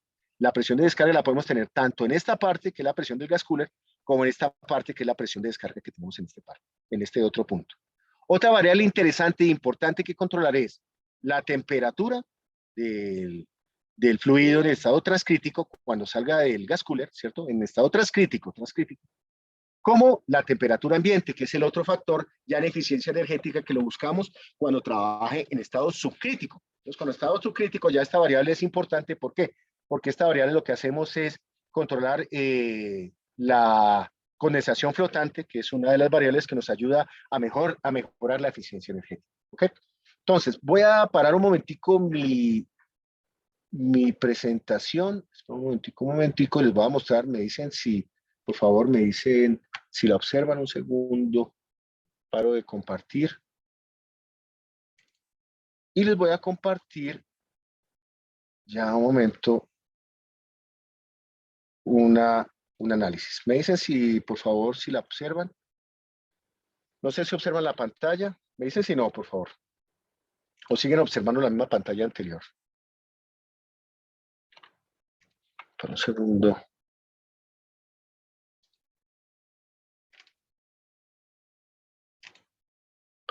Listo, ya paré acá. No sé si observa mi pantalla. ¿Sí observa mi pantalla? Perdón. ¿Sí me escucha alguien? Ingeniero, no, yo no veo la pantalla compartida. Perfecto. Entonces dame un segundo, ya la comparto. Y me dicen si la observan, por favor. Voy a compartir toda mi pantalla. Ay, carambas. Me disculpan un momentico, trato de buscar acá. Listo, sí la observan, ¿cierto? Sí, ahí sí. Bueno, entonces, como había comentado en la imagen, vamos a ver primero acá 5 variables. Acá tengo 5 variables compartidas de un almacén en particular. Aquí observamos, esta que vemos aquí en moradito es la temperatura de condensación, para que nos ubiquemos. Esta de naranja que vemos acá es la temperatura ambiente, ¿ok? Para que tengamos esas dos variables. Primero que todo, esta verde de aquí, vamos a ver la apertura de la válvula de alta. Recuerden que estamos en el condensador, ¿no? En el gas cooler, válvula de alta. Y estas presiones que vemos aquí de cian y ese rojito que vemos al fondo es la presión de descarga o la presión de gas cooler. Como vemos, tenemos dos presiones midiendo, la de gas cooler y la de descarga, que es la condensación. Vamos a tomar la de gas cooler para no tenemos complicaciones ahí. Si la vemos, ahora sí, la de gas cooler. Esta es la presión de gas cooler y esta es la presión, esta es la apertura de la válvula y como le comentaba, la naranjita es la temperatura ambiente. Esto es en Cali, si vemos, entonces ahí vemos las fluctuaciones de temperatura ambiente. La temperatura está llegando hasta 29, 30 grados centígrados, temperatura ambiente, ¿sí vemos? Y aquí baja la temperatura y vuelve y sube la temperatura ambiente. Hemos llegado a temperaturas, por ejemplo, en este periodo de tiempo, tenemos un periodo de tiempo que va desde el 1 de abril hasta el 7 de abril y tenemos temperaturas que va, la más alta temperatura que vemos ambiente es de, ay, perdón, no, creo que no la estoy acostumbrado, no estoy, ay, no, perdón, no estoy, no, ay, discúlpeme, no estoy compartiendo la temperatura ambiente. Denme unos segunditos de compartimos la temperatura ambiente. Perdón, yo estaba, esa temperatura que vemos ahí, la temperatura del gas cooler, me disculpo. Ay, discúlpenme ahí. Pensé que la había compartido. Ya creo que la vemos. Espera a ver. La temperatura ambiente. Ya, listo. Ahora sí vemos la temperatura ambiente. Me disculpo. La temperatura ambiente. Entonces, esta es la temperatura ambiente. Esta es la temperatura del gas cooler. O sea que esta temperatura, ¿qué hace? La CIAN. La CIAN lo que va a hacer es controlar el flujo de los ventiladores en el gas cooler. Eso ya queda claro, ¿cierto? Como ven ustedes, yo aquí dibujé la temperatura de condensación. Si ven una pequeña meseta que se presenta acá, en esta parte la temperatura de condensación, esta parte de acá, esa es cuando llega al punto crítico. Cuando llegamos al punto crítico ya no tenemos temperatura de condensación en el sistema. Entonces lo que sucede es que ya con esto ya controlamos el trabajo del gas cooler mediante la temperatura de salida del gas cooler, que es si vemos SGC, salida del gas cooler. Esto es el gas cooler. Luego, entonces, podemos decir que está trabajando en transcrítico allá en ese momento, por ejemplo, en este lapso de tiempo, desde las 9 de la mañana hasta las 7:24 de la noche. Luego pasa a trabajar otra vez en estado subcrítico. Entonces, cuando trabajamos en estado transcrítico, sí miren la presión que lleva, mira. La presión de alta alcanza a subir hasta, en este caso, hasta una presión creo más por encima de casi hasta los 90 bar, ¿sí vemos? La presión de alta. Luego entonces la presión de alta se sube, pero aquí hay algo muy interesante. Cuando se sube la presión de alta, para que podamos subir la presión de alta y conseguir la mejor eficiencia térmica, el mejor coeficiente de operación, o sea, el COP, tiene que cerrar la válvula. Luego entonces, al subir, para subir la presión, lo que hacemos con la válvula de alta, lo que hacemos es restringir. Entonces, restringe la válvula de alta, ¿esto con qué fin? Con el fin de subir la presión. Y con eso conseguimos el mejor punto óptimo, tanto de presión como temperatura a la salida del gas cooler. Entonces, con eso conseguimos el mejor rendimiento óptimo de nuestro sistema de compresión cuando trabajamos en transcrítico. Ya, salido de esa parte de transcrítico y pasamos aquí en subcrítico, que es en este caso, en este lapso que vemos desde las 7:30 de la noche, que ya es en la noche, si vemos, hasta puedes ir aquí en este lapso, 10 de la mañana, podemos empezar otra vez en transcrítico. Entonces ya ya la señal del gas cooler ya no va a trabajar, ¿cierto? El eje CGC ya no va a trabajar, lo voy a borrar acá un momentico, el CGC lo vamos a trabajar, y lo que va a trabajar directamente es la temperatura de condensación, ¿sí vemos? Que en este caso ya vemos un diferencial de temperatura que lo da ya el gas cooler como tal, o sea, el condensador como tal. ¿Debido a qué? Al aletado que está trabajando. Y va a trabajar por medio de la condensación flotante, si ven que se trata de mantener el diferencial hasta que pasa el siguiente día y se vuelve a funcionar otra vez en estado transcrítico. ¿Ok? Entonces, al trabajar en estado transcrítico, si ven que el diferencial de temperatura entre la temperatura ambiente y la salida del gas cooler se hace mucho más pequeño, porque ya no estamos trabajando en ese estado y el gas cooler está trabajando en opción, que estamos hablando de gas cooler. ¿Ok? Quería mostrarles esto de cómo trabaja un sistema allá. Lamentablemente no tengo en ese momento alcance a mostrarles uno de trabajar en tipo booster para que lo vieran trabajar y en ese caso no se presentaría ese tipo de procedimiento en el caso. ¿Ok? Bueno, hasta aquí va la presentación. No sé si ustedes tienen alguna pregunta. Ahora sí. Ingeniero, sí, por aquí yo veo varias preguntas, entonces voy a empezarlas a leer. Sí, señora. Preguntan, ¿la potencia en kilovatios frigorífico es la misma CO2 con los refrigerantes R134 o R22 o R404? Como había comentado, ahí vieron los HFC, ¿cierto? La potencia frigorífica, ¿cierto? La potencia frigorífica es la misma. Nosotros siempre que calculamos un sistema vamos a tener la misma potencia que necesitamos.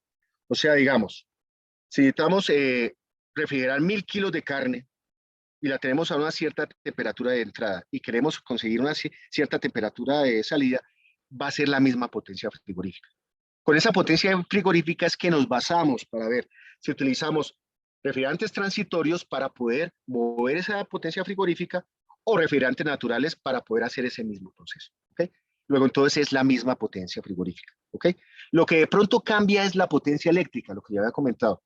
Es posible que entonces con refrigerantes transitorios consigamos una mejor potencia, o sea, podemos decir un menor consumo eléctrico, tomémoslo como consumo eléctrico en sistemas más fríos, utilizando CO2, como comenté, o de pronto un poco mayor el consumo eléctrico en sistemas más cálidos. Si utilizamos alternativas como compresión en paralelo, porque lo que presenté fue como compresión en paralelo, utilizando o comparándolo a esta solución de refrigerantes transitorios. ¿Ok?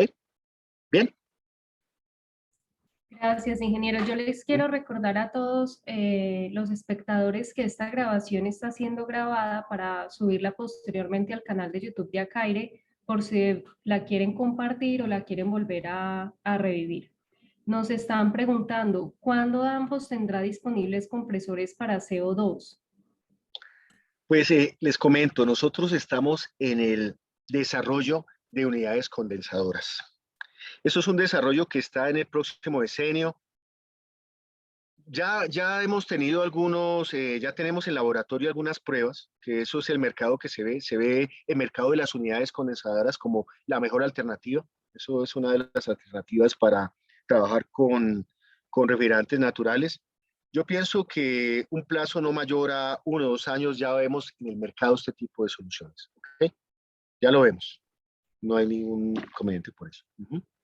Listo, ingeniero. Dicen, hablando de las regulaciones locales, ¿en Colombia hay algún límite de GWP o puedo utilizar refrigerantes A1 como GWP mejor a 1500?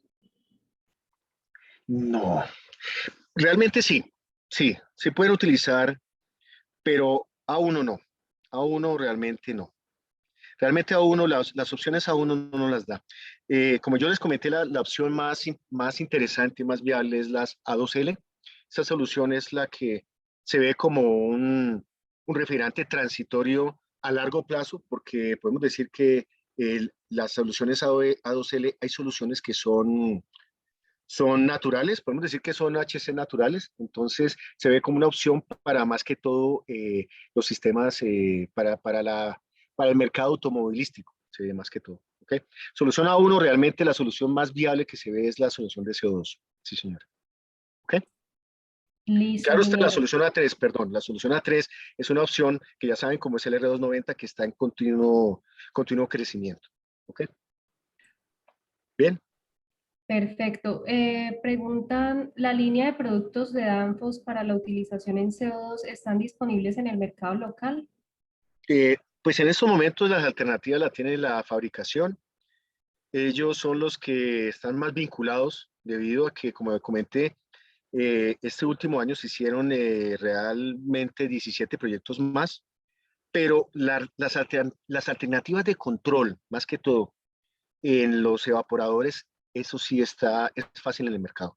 Como ven, eh, es la misma válvula de expansión. De pronto, si quieren una charla más adelante, podemos vincularla y la vemos en acá y la pueden observar para su continuo estudio.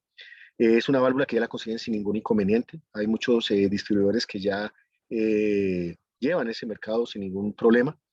Pero lo que es el control de las válvulas de alta y la válvula reguladora, generalmente son válvulas que la fabricación son los que la comercializan. ¿Ok? Bien. En este caso, sensores y transmisores de presión, eso es un mercado que lleva muchos años. Lo único que ha cambiado de pronto de los transmisores de presión es el rango y ya en eso también está producto en el mercado sin ningún inconveniente. ¿Ok? Listo, ingeniero. Preguntan, ¿cuántos kilovatios hora por día consume ese sistema de Cali? Ah, y ese datico, a ver si los tengo por acá. Dame un minutico a ver si lo tengo por aquí. Les puedo pasar ese datico. Creo que lo tengo. Ay, a mirar. No, no lo tengo. Me excuso ahí, no lo tengo. Me toca, si quiere más tarde, lo bajé, lo descargué, pero no le trabajé. Perdón. A ver, les voy a decir, no, no lo tengo. Lo tenía, me disculpo ahí por ese lado. Esa pregunta sí, me disculpo, no la tengo a la mano. Es una que lamentablemente no la tengo. Me excuso por ese lado. Sí, qué pena. Listo, ingeniero. ¿Cómo maximizo el COP del sistema sabiendo que la expansión de la válvula de alta es flotante? Bueno, en ese caso, cuando ustedes dicen COP del sistema, cuando es flotante, la única forma de flotación es cuando trabaja en su crítico, que lo tengamos en cuenta, ¿ok? En ese caso, cuando trabaja en su crítico, los algoritmos, generalmente son los algoritmos de los fabricantes, ¿no? Pues tiene un algoritmo interesante que lo que hace es controlar la apertura de la válvula. O sea, en ese caso, cuando trabajamos como su crítico y trabajar como condensador, la válvula de alta abre completamente. Va a abrir completamente. ¿Esto con qué fin? Con el fin de que tengamos líquido en el qué, para que podamos condensar el CO2. La única control que hace es un diferencial que haya entre la presión del recipiente y la presión de condensación. Hay un inconveniente que tienen muchos fabricantes, que si se baja mucho la presión de condensación, que eso es un factor que es muy relevante y está dentro de los algoritmos, es eh, minimizar la apertura de la válvula cuando se abre, o sea, la apertura máxima de la válvula. ¿Esto con qué fin? Con el fin de evitar que se baje mucho la presión y la relación de compresión sea muy pequeña en los compresores de media o en los compresores de intermedia, y con este fin no tengamos problema con el aceite, es un factor que hace. Entonces ahí está en juego, es controlar esa presión para conseguir eh, no bajarla mucho, la condensación. Y otro punto interesante de pronto es mejorar el subenfriamiento. Eso sí es un factor que puede mejorar el COP, el subenfriamiento, controlar un mejor subenfriamiento en el sistema, porque ya como trabajamos en condensación, ¿para qué? Para optimizar más la eficiencia en el evaporador. Es la única manera de hacerlo en estado subcrítico. ¿Ok? Ya en estado transcrítico es otra cuestión diferente que les comenté, es un estudio que hace un análisis de presión, que lo hace el algoritmo, el algoritmo lo hace para mantener el punto óptimo entre la presión y la temperatura en el gas cooler, en el enfriador de gas. ¿Ok? Listo, ingeniero. Dice que si existe la posibilidad de deshielo por gas caliente, que no use tuberías de cobre tipo K. Sí existe, pero no, pero podemos decir que el gas caliente lo utilizamos con otra alternativa. Hay una solución que se hace con otra alternativa. Generalmente los diseños industriales utilizan el glicol para hacer los deshielos. Todo lo que hacen es en el evaporador pasar glicol a alta temperatura y con esto hacen un deshielo por gas caliente en el evaporador. Entonces así eliminamos lo que es las resistencias. Es más complejo el sistema, se utiliza más a nivel industrial, pero es la alternativa que se tiene en estos momentos, debido a las altas presiones que manejamos. Porque si utilizáramos el CO2 como refrigerante ¿para qué? Para hacer deshielos, el problema es que tendríamos que aumentar el costo en el evaporador. Luego, entonces la instalación se hace mucho más complicada. Entonces, la solución más óptima para hacer un deshielo por gas caliente, que digamos, es utilizar glicol como refrigerante alterno para limpiar el evaporador en este tipo de procesos. ¿Ok? Gracias, ingeniero. Preguntan, fuera de CO2, ¿qué otros sistemas están ocupando como alternativa con bajo GWP? Como les comenté, el R290 se está viendo con un sistema en cascada. Está trabajando mucho amoníaco con CO2 también, aunque el amoníaco es un tiempo largo atrás. Realmente están utilizando sistemas en cascada. Esa es una solución que están utilizando demasiado con refrigerante con secundario, están utilizando con R290, están utilizando con estos R446. Seguimos utilizando todavía con transitorios, no miento, estamos trabajando con R134 o con R410, que lo estamos utilizando también como refrigerante transitorio, pero la visión que se ve es trabajar con HFOs, con HCs o con amoníaco, como refrigerante en cascada, como otra solución viable. Y pues hay fabricantes que todavía trabajan con refrigerantes transitorios, están trabajando mucho ahora en Colombia con las líneas R448, R449, de pronto por la facilidad viable donde tengamos sistemas HFC, pasarlo a este tipo de refrigerantes transitorios. ¿Ok? Eso es como que se ve la visión del mercado.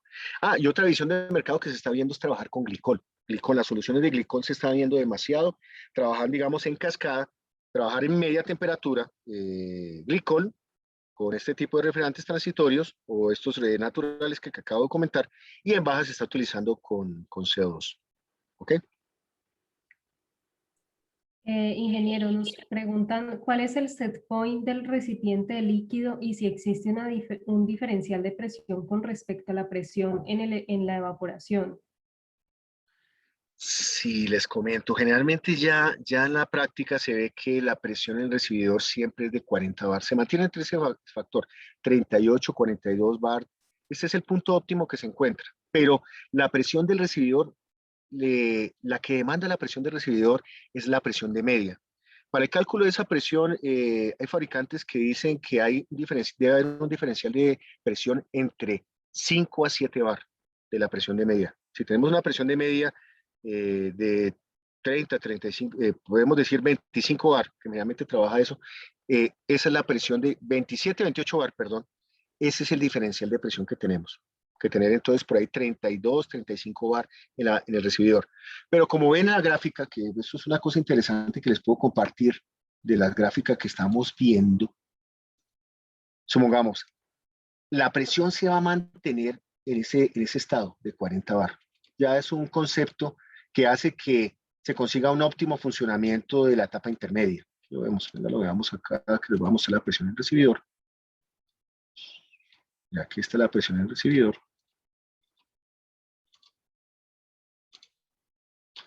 Tenemos que cargue aquí un momentico y va a ver que la presión del recibidor se mantiene en 40 bar. ¿Sí la observan? Esta es la presión que se mantiene. Y la fluctuación, si vemos, en este caso, en esta instalación, está entre 37 a 43 bar. Y siempre se va a mantener en ese vínculo. Pero según los diseños se dice que son de 5 a 7 bar de la presión de media. ¿Ok? Que es la presión óptima para que abra la válvula de expansión. Que eso es lo que da el diferencial de la válvula de expansión como mínimo. ¿Ok? Y electrónica, claro está. No sé si tiene otra pregunta. Sí, ingeniero, vamos a leer un par de preguntas más y ya para finalizar, nos preguntan cuál es el costo de un sistema transcrítico versus un paralelo tradicional como R404. No, ese valor no se lo puedo asegurar. Ese valor no lo tengo acá a la mano, pero como mostré ahí en las diapositivas, pueden darse una idea de cómo se comporta a 6 años, lo que había visto en la diapositiva de ahí. Ahí creo que contesta esa pregunta de esa manera. costo adicional. No le puedo decir así en suma cuánto puede costar. Ahí el factor más relevante, digamos, de una instalación de CO2 es tuberías. Es un factor muy relevante porque las tuberías lastimosamente todavía son importadas debido al tipo de tubería que tenemos. De tipo de tubería es por el espesor que tenemos que utilizar. Eso es un factor importante. Y los evaporadores, aunque los evaporadores son mucho más pequeños, es el desarrollo de serpentina y evaporadores tanto para neveras, muebles o para cuartos fríos. Uh-huh. Y otro punto, factor relevante, el gas cooler, las presiones del gas cooler, que tiene que ser un diseño también relativamente bien de ingeniería para no tener inconvenientes. ¿Ok? Bien. Listo, ingeniero. Preguntan que si en Danfoss tienen eyectores disponibles en el mercado. Claro, como les comenté, eyector, eso es una charla que podemos hacer más adelante, eyectores. Eyector ya, lamentablemente en Colombia no han hecho la inversión. No se ha hecho la inversión, no es, podemos decir que no es costosa tampoco, pero no se ha hecho la inversión. Es un paso que deberíamos hacer en los siguientes años. Un país que se ha invertido bastante en eyectores es Brasil. Brasil es muy fuerte en eso. Ha invertido en eyectores de todo tipo, pero lamentablemente sí no tenemos en Colombia una solución de esas aún. ¿Ok? Esperemos lo que más adelante para algún centro de distribución estemos ahí y claro, estamos vinculados en esa parte. ¿Ok? Bien. Listo, ingeniero. La última pregunta, y antes de formularla, les quiero comentar a todos que en este momento Acaire ha recibido en la ciudad de Barranquilla un equipo demostrativo de CO2 y con él se pretende capacitar a las personas. Este equipo va a estar rotando en las diferentes ciudades principales del país. Inicialmente estará en Barranquilla. Próximamente les estaremos compartiendo a ustedes las fechas para las capacitaciones que pensamos ofrecer. Esto va a ser presencial y este equipo va a estar con este equipo vamos a estar haciendo todo una capacitación para las personas que deseen saber más del tema. Estaría Barranquilla, Cali, Medellín, Bogotá, rotando a lo largo del año para que ustedes sepan y estén todos pendientes.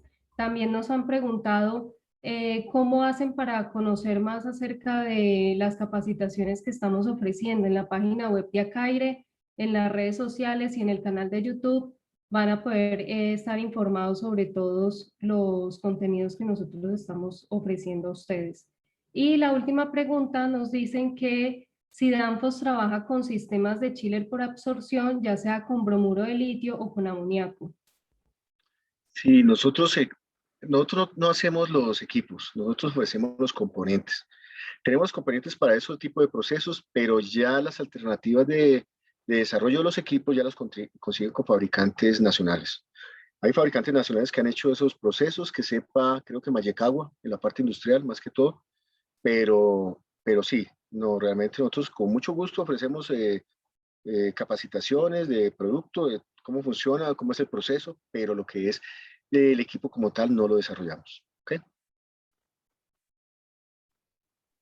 Listo, ingeniero, muchísimas gracias. Les voy a copiar por aquí la página web de Acaire para que pues estén informados, los correos para que nos puedan enviar si desean conocer más acerca de los eventos e invitarlos para el próximo webinar que tenemos el día 29 de abril. Todos los jueves de los meses estaremos ofreciendo este tipo de conferencias técnico-comerciales para que estén pendientes. El próximo va a estar a cargo de Mayecagua. Muchísimas gracias a todos los que participaron el día de hoy. Muchísimas gracias, ingeniero Fabio. Excelente presentación. Y le recordamos que esta presentación queda grabada y disponible en el canal de YouTube de Acaire.